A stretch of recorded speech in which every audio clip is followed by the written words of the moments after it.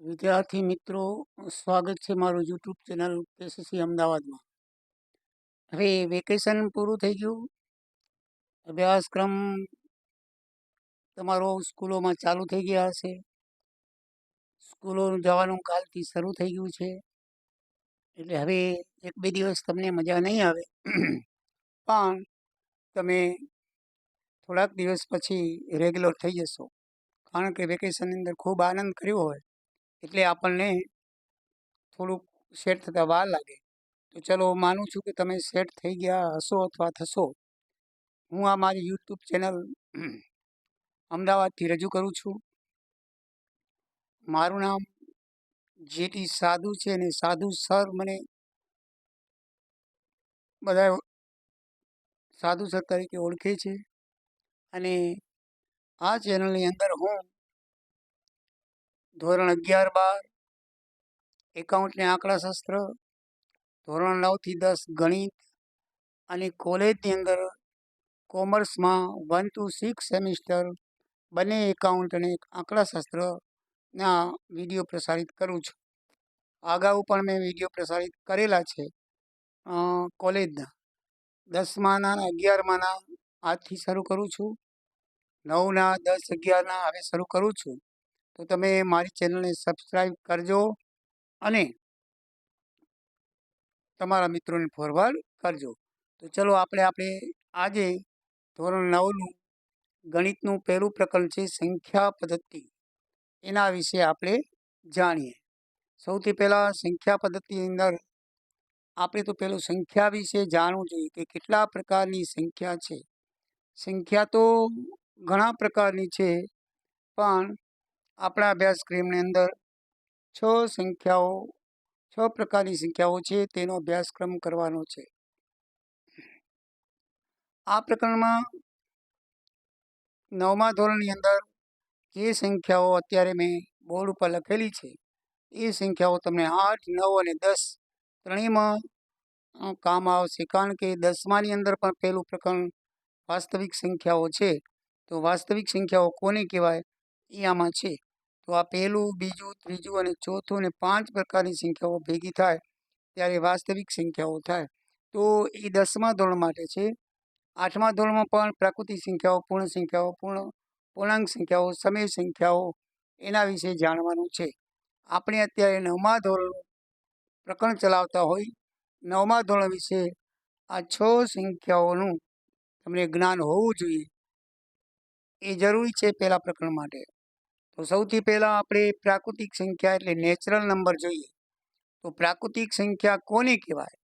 તો પ્રાકૃતિક સંખ્યા એટલે ગણતરીની સંખ્યા, ધન સંખ્યાઓ, ઋણ નહીં, અપૂર્ણાંક નહીં, કોઈ નહીં, દશાંશ અપૂર્ણાંક નહીં, ખાલી ધન સંખ્યાઓ એટલે 1 2 3 4 5 એવી રીતે એનાથી બનેલી. 9 1 2 3 4 5 6 7 8 9 સુધી બનેલી, 0 નહીં. 1 થી 9 સુધીની સંખ્યાઓ અથવા એનાથી બનેલી બધી સંખ્યાઓને પ્રાકૃતિક સંખ્યા કહેવાય. શૂન્ય સિવાયની પૂર્ણ ગણતરી ધન સંખ્યાઓના ગણને પ્રાકૃતિક સંખ્યા કહેવાય છે. દાખલા તરીકે 1 2 3 4, બરાબર છે, જેને n નિશાની વડે દર્શાવાય છે. પ્રાકૃતિક સંખ્યાઓને નેચરલ નંબર કહેવાય, એટલે n કેપિટલ અક્ષર વડે એને દર્શાવવામાં આવે છે. અને એના ગણને n બરાબર જો ગણની સિમ્બોલમાં લખીએ તો 1 2 3 4 ડોટ ડોટ કરીને એને પ્રાકૃતિક સંખ્યા ગણ કહેવામાં આવે છે. એટલે કે પ્રાકૃતિક સંખ્યાઓ એટલે n વાળી સંખ્યાઓ, નેચરલ નંબર્સ. એના પછી આવે છે પૂર્ણ સંખ્યાઓ. તો પૂર્ણ સંખ્યા એટલે કે પ્રાકૃતિક સંખ્યાઓમાં 0 ઉમેરો એને પૂર્ણ સંખ્યા કહેવામાં આવે છે. 0 1 2 3 4 એ બધી સંખ્યાઓ પૂર્ણ સંખ્યા છે. 0 સાથેની બધી જ ગણતરીની સંખ્યા, શૂન્ય સાથેની, અહીંયા 0ની જગ્યાએ તમે શૂન્ય પણ લખો તો પણ ચાલે, બરાબર છે. શૂન્ય સાથેની બધી જ શૂન્ય સાથેની બધી જ ગણતરીની પૂર્ણ ધન સંખ્યાઓના ગણને પૂર્ણ સંખ્યાઓ કહેવામાં આવે છે, જેને ઇંગ્લિશમાં હોલ નંબર કહેવામાં આવે છે. અને સિમ્બોલ તરીકે, નિશાની તરીકે W વડે દર્શાવવામાં આવે છે. W એટલે કે પૂર્ણ સંખ્યાઓ 0 1 2 3 4. બીજી કોઈ સંખ્યાઓ નહીં. 0 અને પ્રાકૃતિક સંખ્યાઓનો સમન્વય કરીએ તો એ ડબલ્યુ બને છે. ત્રીજા નંબરની અંદર આવે છે પૂર્ણાંક સંખ્યાઓ. એને ઇન્ટીજર્સ કહેવામાં આવે છે ઇંગ્લિશની અંદર. અને પૂર્ણ સંખ્યાઓ એટલે કે ઋણ પૂર્ણાંક, શૂન્ય તેમજ ધન પૂર્ણાંક સંખ્યાઓના ગણને પૂર્ણ સંખ્યાઓ કહેવામાં આવે છે. અને જેની ઝેડ વડે દર્શાવવામાં આવે છે. એના વડે દર્શાવવામાં આવે છે, એને ઝેડ વડે દર્શાવવામાં આવે છે. ઝેડ વડે દર્શાવવામાં આવે છે. પ્રાકૃતિક સંખ્યાઓને એન વડે, પછી પૂર્ણ સંખ્યાઓને ડબલ્યુ વડે અને પૂર્ણાંક સંખ્યાઓને ઝેડ વડે દર્શાવવામાં આવે છે. તો ડબલ્યુની અંદર તમે માઇનસ સંખ્યા ઉમેરો એટલે એ ઝેડ વાળી સંખ્યાઓ બનાવે. જો એક એક ઉમેરાતા આવે છે. પહેલા 1 2 3 4 એટલે કહેવાય પ્રાકૃતિક સંખ્યા. પછી એમાં 0 ઉમેરો એટલે કહેવાય હોલ નંબર ડબલ્યુ વાળી સંખ્યા, પૂર્ણ સંખ્યા.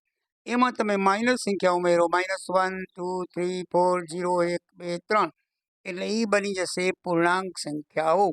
પૂર્ણાંક સંખ્યાઓની અંદર એન વાળી પણ આવે, ડબલ્યુ વાળી પણ આવે અને માઇનસ પણ આવે.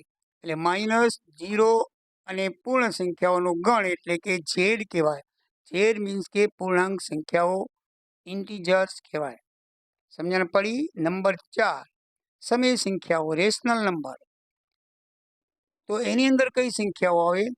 તો આ જે બધી સંખ્યાઓની છે ને એમાં અપૂર્ણાંક ઉમેરો. અપૂર્ણાંક મીન્સ કે દશાંશ ચિહ્નવાળી 3.5 કે 1/2, 4/5, 6/7 અંશ અને છેદ હોય એવી માઇનસ કે પૂર્ણ એ સંખ્યા આમાં ઉમેરી નાખો છેદની અંદર એટલે એ બની જાય પાછી સમય સંખ્યા. અને સમય સંખ્યાને શેના વડે દર્શાવવામાં આવે છે? ક્યુ વડે દર્શાવવામાં આવે છે. શેના વડે દર્શાવવામાં આવે છે? ક્યુ વડે. ક્યુ વડે દર્શાવવામાં આવે છે. તો ઋણ પૂર્ણાંકો અને અપૂર્ણાંકો. અપૂર્ણાંક એટલે અધૂરા, આ 1/2 1/5 એ બધા અપૂર્ણાંક કહેવાય. ધન અપૂર્ણાંકો અને પૂર્ણાંકો. પૂર્ણાંકો અને પૂર્ણાંકો અને શૂન્ય ના ગણને સમય સંખ્યાઓ કહેવાય છે. એ ઋણ સંખ્યાઓ અને ઋણ અપૂર્ણાંકો, ધન સંખ્યાઓ અને ધન અપૂર્ણાંકો અને +0 આ બધી સંખ્યાઓ ભેગી થાય એટલે એને ક્યુ કહેવામાં આવે. ક્યુ મીન્સ સમય સંખ્યા, રેશનલ નંબર કહેવામાં આવે છે. રેશનલ નંબરમાં કયા આવે?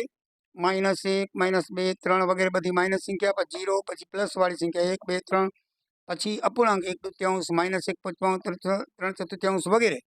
એને સમય સંખ્યા ગણ કહેવાય. શું કહેવાય? સમય સંખ્યા ગણ. ઝેડને કહેવાય પૂર્ણાંક સંખ્યા ગણ, ડબલ્યુને કહેવાય પૂર્ણ સંખ્યા ગણ અને એનને કહેવાય પ્રાકૃતિક સંખ્યા ગણ.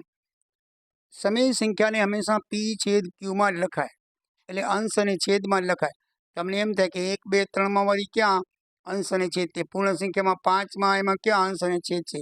તો 5 છે એની નીચે હંમેશા 1 હોય. કોઈ પણ સંખ્યા નીચે 1 હોય એટલે કોઈ પણ પૂર્ણ સંખ્યાને અંશ અને છેદમાં લખી શકો.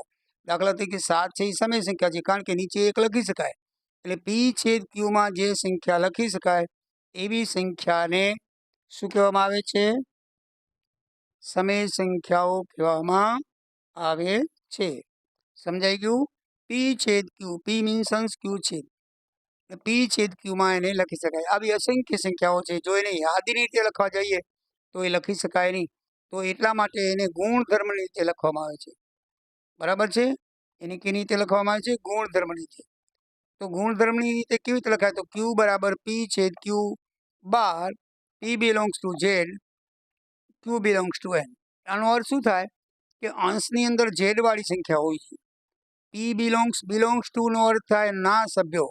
Pમાં કોના સભ્યો હોય છે? ઝેડના. ઝેડના એટલે કે -1 -2 -3 માઇનસ વાળી, 0 વાળી પૂર્ણાંક સંખ્યા હોવી જોઈએ. બીજી કોઈ હોવી જોઈએ નહીં. કઈ હોવી જોઈએ? 0 1 2 3 4 અને માઇનસ સંખ્યા કોઈ પણ એ અંશમાં હોવી જોઈએ. છેદમાં શું હોવું જોઈએ? P. છેદ એટલે Q બિલોંગ્સ ટુ N એટલે કે N વાળી જ હોવી જોઈએ. કેવી હોવી જોઈએ? N વાળી એટલે કે પૂર્ણાંક સંખ્યાઓ 1 2 3 4 જોઈએ. એમાં નીચે માઇનસ કે નીચે 0 કે એવી હોય તો ના ચાલે, કારણ કે અવ્યાખ્યાયિત પદ બની જાય. એટલે ધ્યાન રાખજો, અંશ અને છેદમાં P/Q ક્યારે કહેવાય? કે જો P અને છેદ એ ક્યારે કહેવાય? આ તમે ગુણધર્મ રીતે તમે લખો છો, આપણે લખીએ ત્યારે Pની અંદર હંમેશા ઝેડવાળી સંખ્યા હોવી જોઈએ, એટલે કે -0 1 વાળી હોવી જોઈએ. Qમાં ફક્ત N વાળી સંખ્યા હોવી જોઈએ.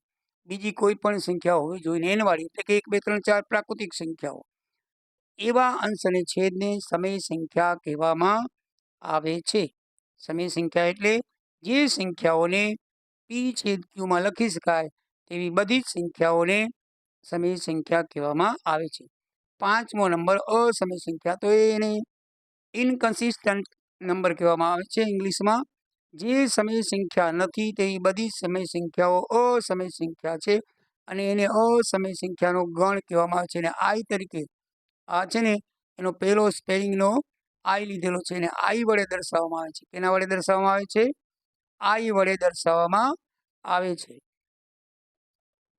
તો આપણને વિચાર આવે કે સમય સંખ્યા સિવાય બીજી કઈ સંખ્યાઓ છે? તો બીજી ઘણી બધી સંખ્યાઓ છે. આ બધી છે ને સમય સંખ્યાઓ નથી. બરાબર છે? આ બધી અસમય સંખ્યાઓ છે. એટલે કે અસમય સંખ્યાઓ એટલે જેના વર્ગમૂળ ના નીકળી શકતા હોય તેવા, જેના વર્ગમૂળ ના નીકળી શકતી હોય તેવી સંખ્યાઓ. પછી અનંત ને અનાવૃત સંખ્યાઓ, જેવી કે વર્ગમૂળ 2નું પૂર્ણાંકમાં વર્ગમૂળ ના નીકળી શકે, વર્ગમૂળ 3નું વર્ગમૂળ ના નીકળી શકે, 5નું વર્ગમૂળ ના નીકળી શકે, 3નું ઘનમૂળ ના નીકળી શકે, 4નું પણ ઘનમૂળ ના નીકળી શકે, ચતુર્થમૂળ પણ ના નીકળી શકે. વર્ગમૂળ, ઘનમૂળ, ચતુર્થમૂળ આવા મૂળ જે છે એ પૂર્ણ સંખ્યામાં ન નીકળી શકે. 16નું વર્ગમૂળ 4 થાય તો 16 સમય સંખ્યા છે એ અસમય સંખ્યા ન કહેવાય, સમયમાં આવી જાય.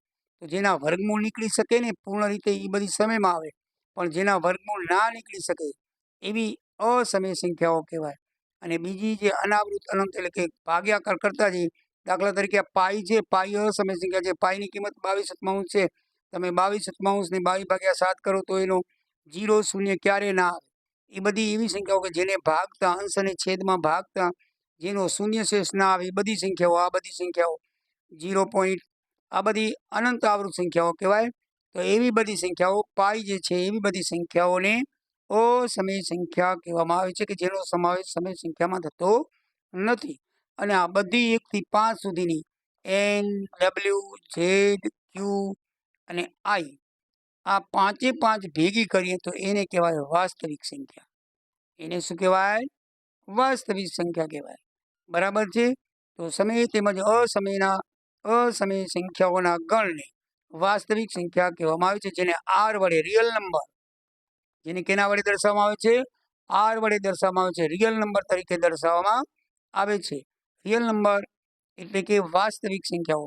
એની અંદર એન, ડબલ્યુ, ઝેડ, ક્યુ બધાનો સમાવેશ થાય છે. એટલે કે પ્રાકૃતિક સંખ્યા, આ એન એટલે પ્રાકૃતિક સંખ્યા, આ નિશાની છે ગણની. બરાબર છે? તો આ એન ઉપગણની છે.